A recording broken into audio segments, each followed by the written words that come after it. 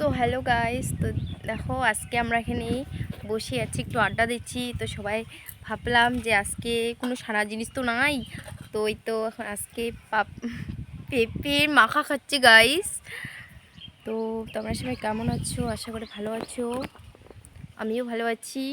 ওই যে দেখো গাইস, ওইখানে পেঁপে কিছু করতেছে গাইস।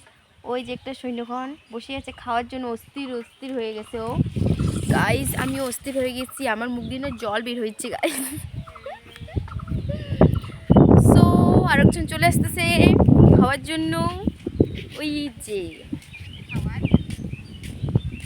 পুরো জল ফেলতে ফেলতে চলে আসতেছে গাইস, কি বলবো আর, জল ফেলে। ওই যে দেখো, তো আমিও এখানে আছি খাওয়ার জন্য গাইস। এই যে আমার একটা দিদি, ও খাওয়ার জন্য বসে আছে, এই যে ও রেডি করতেছে গাইস। টাটা দিয়ে দাও একটা,